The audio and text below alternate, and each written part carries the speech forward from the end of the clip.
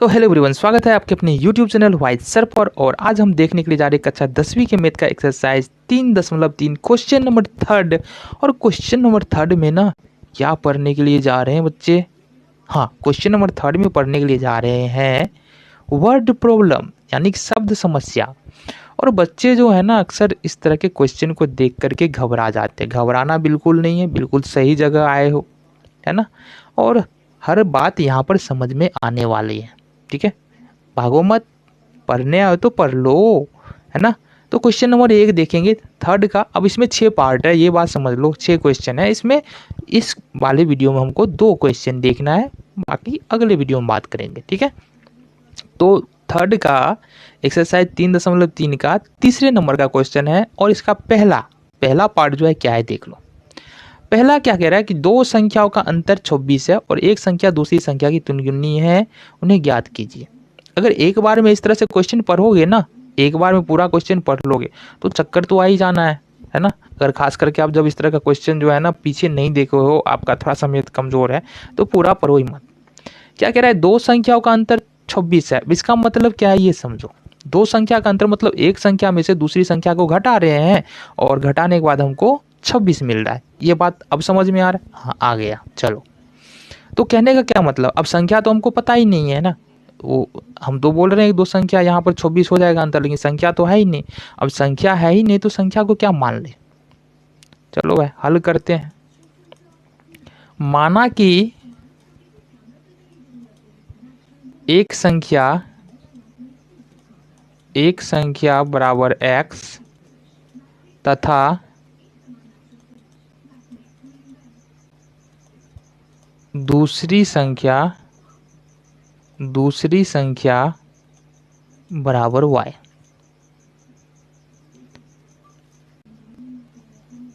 जहां x is greater than y।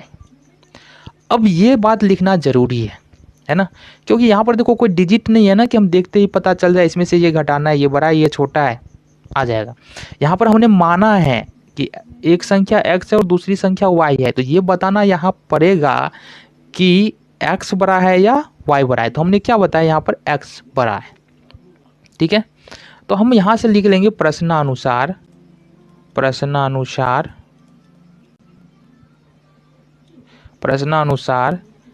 x minus y बराबर 26। ये हो जाएगा हमारा समीकरण 1। सर कुछ तो समझा ही नहीं रहे हो, बस x माइनस वाई बराबर 26 ऐसे कैसे होगा? बिल्कुल होगा। देखो यहाँ पर क्या कह रहा है कि दो संख्याओं का अंतर 26 है ना। इसका मतलब क्या है बच्चे? इसका मतलब क्या है, हमारे पास यदि दो संख्या हो ना, मान लो कि एक संख्या 10 है, दूसरा संख्या 3 है, इसका अंतर कितना है? 7। अगर आपको बोल दे कि दो संख्याओं का अंतर 7 है, तो आप कैसे लिखोगे इसको? अब अपने को तो संख्या पता नहीं है ना, तो क्या करेंगे, एक संख्या को x माने, दूसरे को y माने। मान लिए कि x बड़ा है और x में से y घटाना है। अब एक संख्या 10 था, दूसरा संख्या 3 था, तो 10 माइनस 3 7 हो गया। इसी तरह से x माइनस वाई बराबर कितना हो जाएगा? 26 तो हो जाएगा ना। 26 हमको दिया हुआ है, लेकिन एक्स वाई नहीं पता, हमने एक्स वाई माना 26 लिख लिया, ठीक है। क्लियर है? हाँ, अब आया समझ में?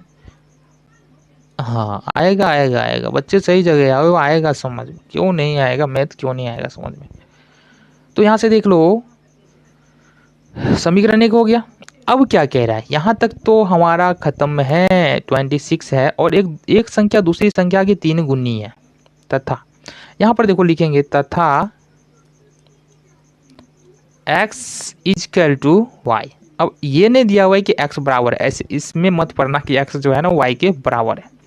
क्वेश्चन में क्या कह रहा है कि एक संख्या दूसरी संख्या की 3 गुनी है। अब देखो 3 गुनी का मतलब क्या है कि उसको 3 से गुना करेंगे ना, यानी पहला संख्या तो 3 गुनी है ही, दूसरे संख्या को 3 से गुना करेंगे तो वो पूरेगा। वो क्यों? कहने का मतलब क्या है?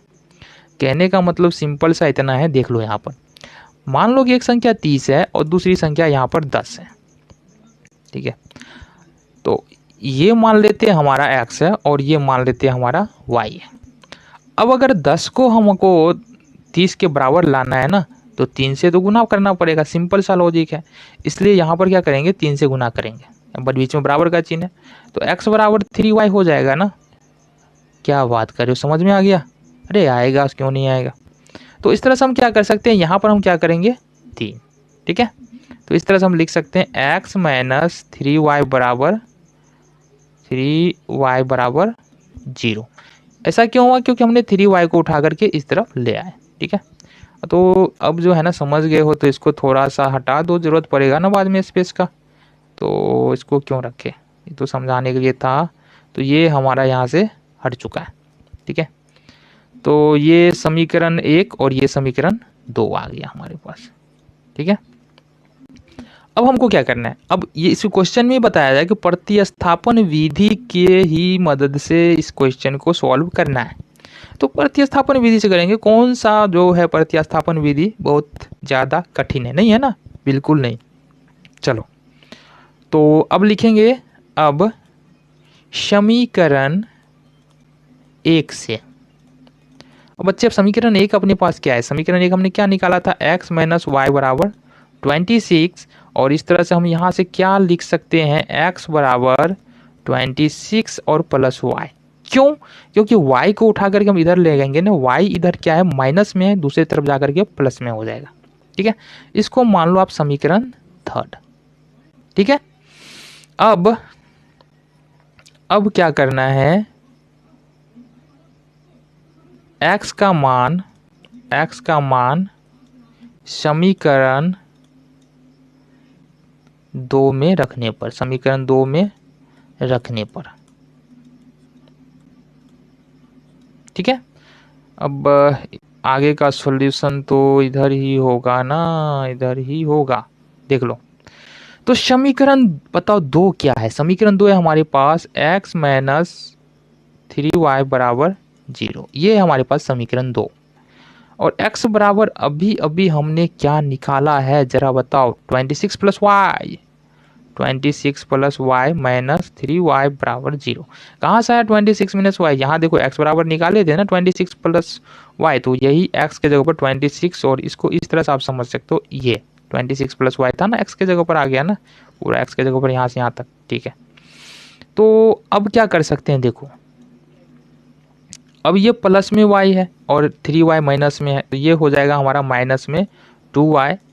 और उसके बाद इस 26 को हमको ले जाना है उठा करके दूसरी तरफ, यानी कि इधर, तो ये हो जाएगा माइनस में 26। चलो, अब एक काम यहाँ से करेंगे, ये माइनस है इधर भी, माइनस है इधर भी, तो माइनस से माइनस कैंसिल हो जाएगा और y बराबर हो जाएगा हमारा 26/2। ये क्या हो जाएगा? 13। हमारा एक संख्या यहाँ से आ चुका है, कितना? 13। देखते देखते आ गया ना। देखो, समझ के पढ़ो, ऐसे मत देखो। ठीक है, तो यहाँ से हमारा एक संख्या आ चुका है 13।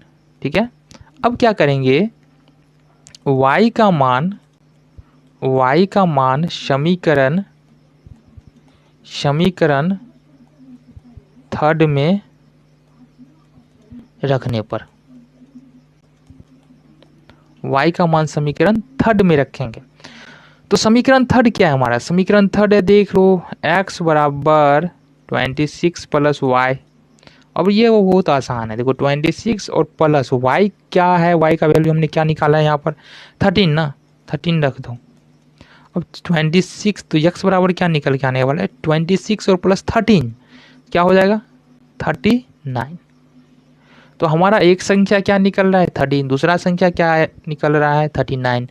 अब यहाँ पे कंफ्यूजन है कि क्या हमने जो आंसर निकाला है वो सही है या गलत है। तो इसको भी चेक करने का तरीका है। क्या कह रहा है? देखो, हमारा क्या कह रहा है कि दो संख्याओं का अंतर कितना है? 26 है। तो यहाँ पर x बराबर जो बड़ी संख्या वो हमने निकाला है 39 और y बराबर हमने निकाला है 13। घटाओ, कितना आ रहा है?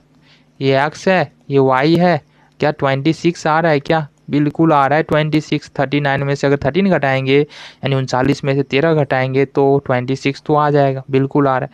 मतलब हमने जो सॉल्यूशन किया है वो बिल्कुल सही है। चलो देखते हैं क्वेश्चन नंबर 2, थर्ड का पार्ट 2। तो बच्चे यहाँ पर देखो क्वेश्चन क्या है, दो संपूरक कोणों में बड़ा कोण छोटे कोण से 18 डिग्री अधिक है। सबसे पहले तो देख लो संपूरक कोण क्या होता है। जब दो कोणों का योग 180 डिग्री होता है तो उसको हम संपूरक कोण कहते हैं। ठीक है, इसको ज्योमेट्री में हम लोग डिटेल से पढ़ेंगे। सिर्फ हमको अभी इतना याद ध्यान रखना है कि दो कोनों का योग जब 180 डिग्री हो तो उसको हम लोग संपूरक कोण बोलते हैं। ठीक है, तो यहाँ क्वेश्चन क्या है हमारा, दो संपूरक कोनों में बड़ा कोण छोटे डिग्री से 18 डिग्री अधिक है, उन्हें ज्ञात करें। तो यहाँ पर हम लिख लेते हैं, माना कि x और y दोनों संपूरक कोण है। दोनों क्या है, संपूरक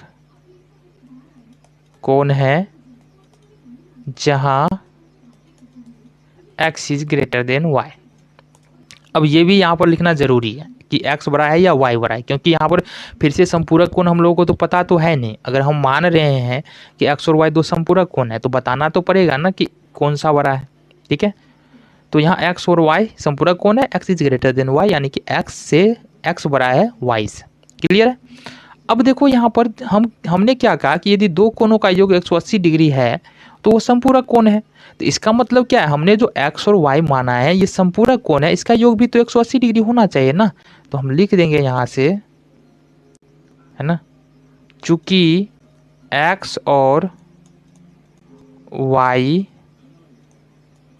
संपूरक कोण है, ठीक है, इसलिए क्या हो जाएगा, इसलिए हो जाएगा x प्लस y बराबर 180 डिग्री। इसमें तो कोई शक ही नहीं है, ये समीकरण 1 हो गया हमारा। अब x और y संपूरक कोण है, जब संपूरक कोण क्वेश्चन में दिया हुआ है तो x और y 180 डिग्री तो होगा, दोनों जोड़ेंगे। ठीक है, अब क्या है, अब यहाँ पर क्या बोल रहा है, प्रश्नानुसार अब देखो प्रश्न में क्या बोल रहा है। प्रश्न में कहा जा रहा है कि बड़ा कोण छोटे कोण से 18 डिग्री अधिक है। बड़ा कोण हमने क्या माना था, बड़ा कोण माने थे हम, बड़ा कोण हमने माना, इसको थोड़ा सा डिलीट कर लिया जाए, तो बड़ा कोण हम माने थे x जो है ना y से कितना 18 डिग्री अधिक है, x जो है y से 18 डिग्री अधिक है। अब ये तो x तो अधिक ही है, अगर दोनों को बराबर करना है ना तो यहाँ पर 18 किस में जोड़ना पड़ेगा, y में।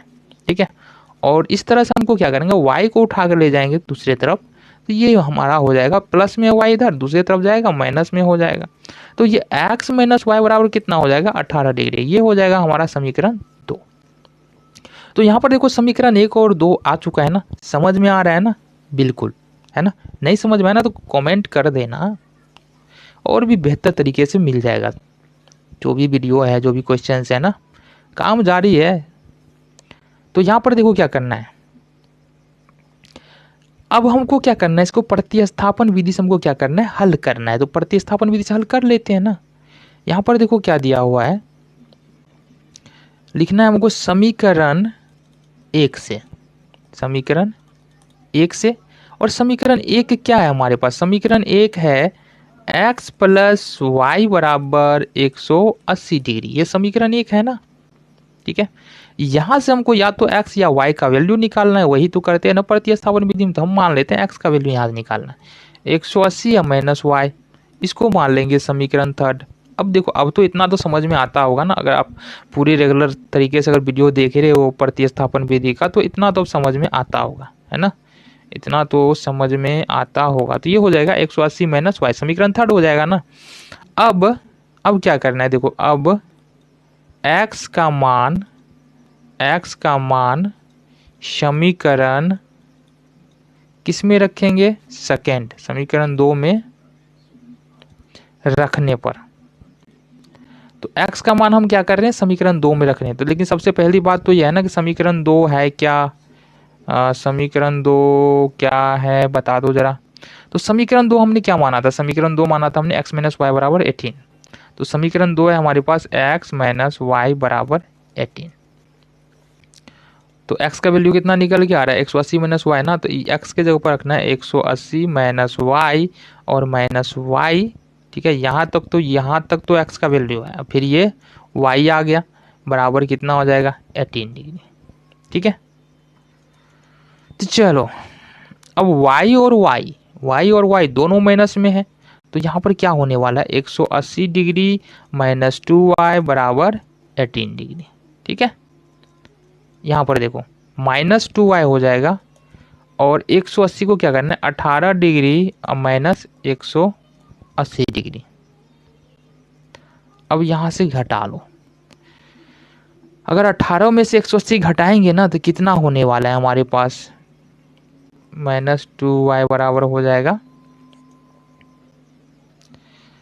10 में से अगर 8 घटाते हैं तो कितना हो जाएगा 2, और ये हो जाएगा 7, 17 में 7 में से घटाएंगे तो 6, तो ये 162 डिग्री हो जाएगा, 162 डिग्री हो जाएगा ना। चलो अब y बराबर ये माइनस में हो जाएगा, क्योंकि देखो 180 घटा रहे हैं ना, माइनस में है ना ये, तो माइनस में हो जाएगा, बड़ा है ये, तो y बराबर लिख सकते हैं -162 डिग्री बट्टे -2, माइनस से यहाँ माइनस कैंसिल हो जाएगा, और इस तरह से अगर हम काटेंगे तो काट लो इसे, 2 अट्ठे 16, 81 डिग्री। तो यहाँ से हमारा जो है एक एंगल कितना निकल के आ रहा है 81, यानी कि 81 डिग्री निकल के आ रहा है। अब क्या करना है हमको, अब y का मान समीकरण 2 में, समीकरण 2 बोले, समीकरण 3 में रखने पर, अब समीकरण 3 क्या है ये देख लो, समीकरण 3 क्या है हमारे पास, समीकरण 3 है x बराबर 180 डिग्री अब माइनस y। तो यहां से हम क्या निकालेंगे 180 डिग्री और माइनस हमारा क्या था, अभी क्या हमने निकाला 81 डिग्री ना, तो 81 डिग्री माइनस कर दो, ये कितना हो जाएगा 99।